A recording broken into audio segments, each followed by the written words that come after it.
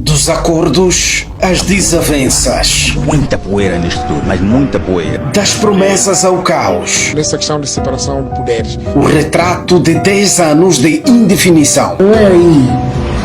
Chamar a atenção para o risco de o Daniel Chapo não se vangloriar como grande vencedor. 10 anos de um país instável e sem eira nem beira. Sopravam os ventos do norte na magna reunião do Partido Frelimo e começou então a grande transição. Começava uma nova era para os moçambicanos. Começava assim o brotar da esperança no povo e grande parte dos moçambicanos confiou e até cantou. Quando o sol aquece a terra, ninguém pode parar. É como a força de um rio quando desce para o mar. Na hora das promessas, prometeu. Produzindo, vou resolver as preocupações dos moçambicanos e vou, ao mesmo tempo, criar o bem-estar que é a base central ou a meta da minha governação. Este é Filipe Nunes na campanha para a sua estreia à presidência da República. Chegou até a deixar alguns sinais à imprensa, dizendo que ia governar à sua maneira.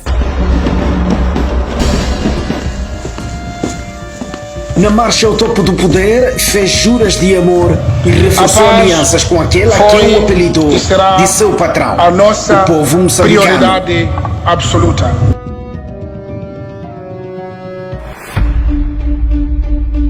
Já com a batuta em mão, o maestro começou a desorientar a orquestra.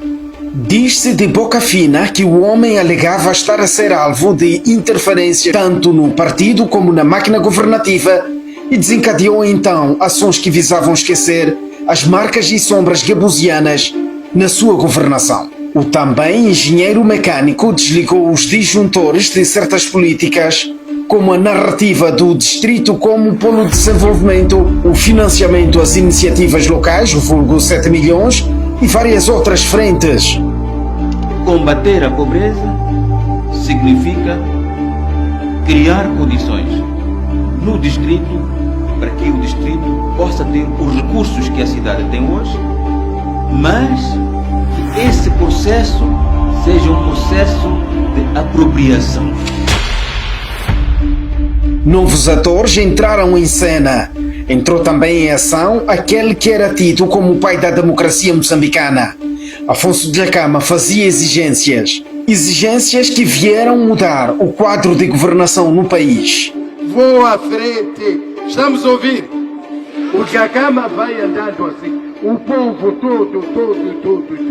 É aquilo que vai acontecer. Arnamo estava a propor um anteprojeto, uma boa governação para estabilizar o país. Exigia descentralização do poder. Fumou-se o cachimbo da paz e o presidente da República subiu lá a serra num sinal claro de paz. Com o gesto, chegou até a chamar a atenção dos outros países. Da Serra da Gorongosa a Cabo Delgado.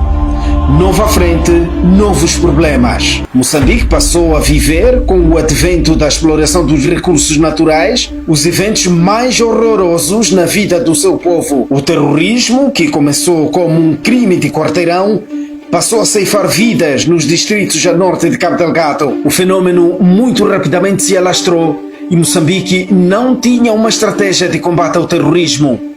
A ala de segurança da SADC se apercebeu de algumas penumbras na forma como Moçambique queria lidar com o combate ao terrorismo e evitou intervir militarmente no processo. É daí onde novos players foram acionados. Sem qualquer aprovação, muito menos consulta à Assembleia da República, as forças ruandesas entraram para o Teatro Operacional Norte e, sem os termos de referência claros, passaram, junto com o exército moçambicano, a enfrentar os terroristas. De agosto de 2017 até ao fim do seu mandato, Filipe Nunes já cantou vitória aos 4 ventos e por várias vezes declarou alguns distritos livres do terrorismo. Sucede que, tempos depois, os mesmos distritos voltaram a ser alvo de ataques. Mesmo assim, o partido voltou a depositar confiança no homem e o confiou um segundo mandato.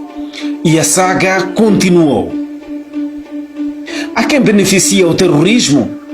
Não há jantares de graça. De onde vêm os dinheiros pagos ao Ruanda para priorizarem a segurança no complexo da Francesa Total e cortejarem os caminhos de exportação do gás? Enquanto isso, no calor extremo da pobreza, Cabo Delgado assiste à saída de recursos. Se é por fazer uma pergunta e que o senhor não quer responder, diga não quer responder. O mandato de Filipe Nyusi foi também marcado pelo julgamento das dívidas ocultas. Eu não falo.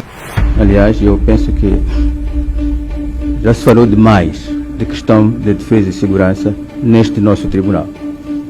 As autoridades apreenderam bens, levaram à barra da justiça homens outrora fortes na máquina governativa num julgamento público. A Presidente Data continua sendo seu amigo. Mas que pergunta?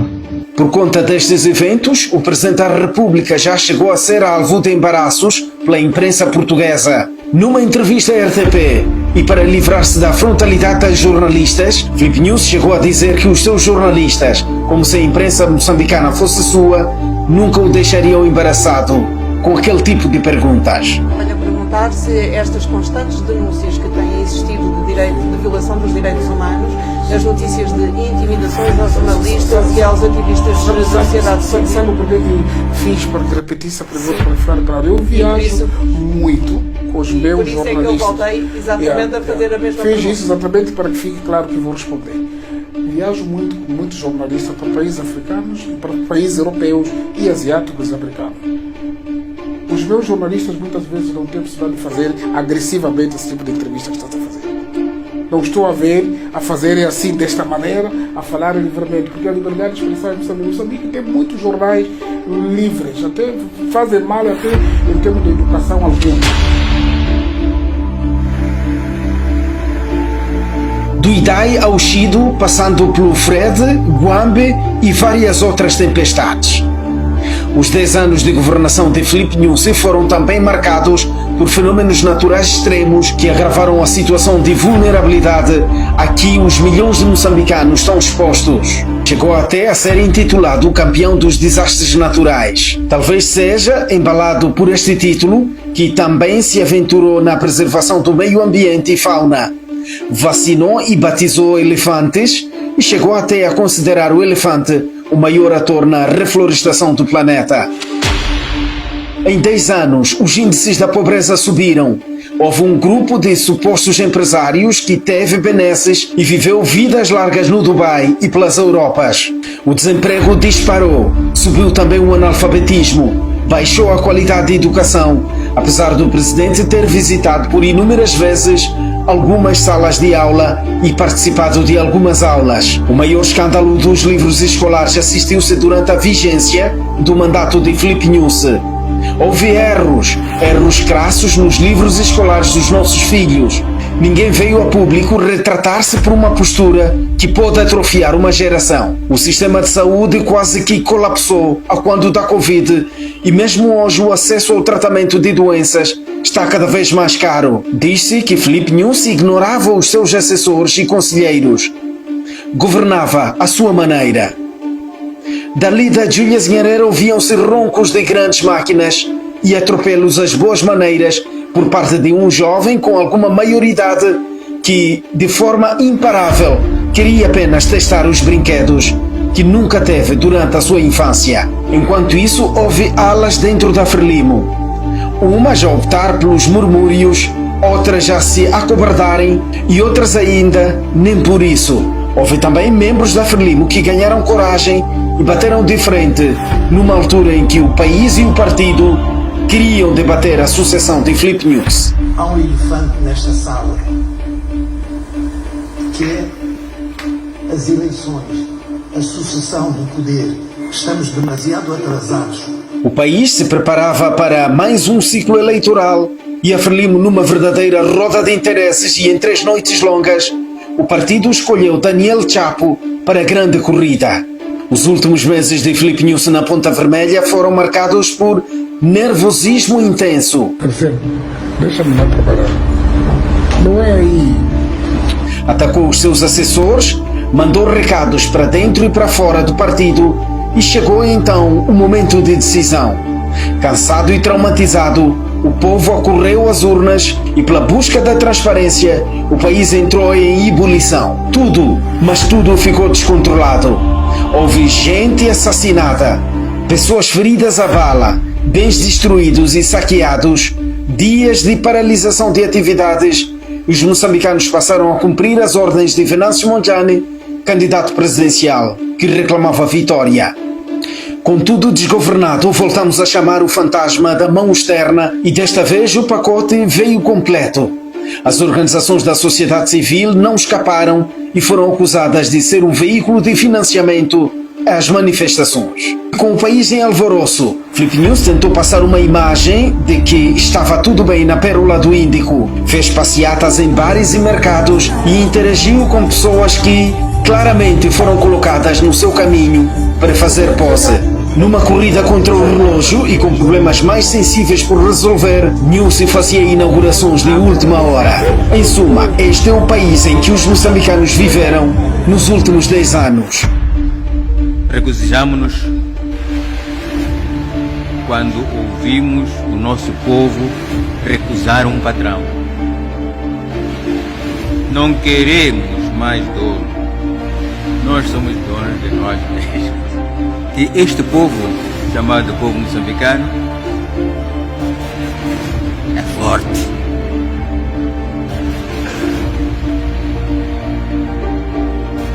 Não é fraco. Mesmo que pareça. Outro ponto não menos importante é a forma peculiar do Presidente da República se comunicar com o público. Cada festival nunca fez mal a ninguém. Não faz mal a ninguém é comportar-se mal. Hoje celebramos o Whitfield. Nunca houve qualquer harmonia nem sintonia com os acordes definidos por Luís Vaz de Camões. Nós, moçambicanos, não ditamos. Sim. Dissemos que somos isso, ou não é? Segunda-feira. Portanto, estão a me dizer, são 100, não quero dizer isso, mas já conseguimos 80, falta 200. Se você não conseguiu introduzir base de dados nesses, paga naquele sistema anterior. Depois, quando terminar, não quero chefes que ficam a chorar, a dizer que eu não consigo, não tenho dinheiro, então eu vou arranjar aonde? Você fica, procura aí. Sim. Nós temos que ter orgulho, que às vezes não nos orgulhamos. Em cada 100 pessoas que ficaram doentes com cólera, meia pessoa é que morreu. Os moçambicanos foram brindados por atropelos do presidente. Uns mais graves, outros nem por isso. Já chegou a justificar-se que a sua forma de falar era mesmo uma estratégia para alcançar os moçambicanos com a sua mensagem. As mensagens devem ser eficazes quando são personalizadas. Eu tenho escutado na rádio quase que todos os dias. Algumas coisas, o solo nublado, misturado, moderado, que são linguagens técnicas, mas arranjem maneira para o meu povo compreender.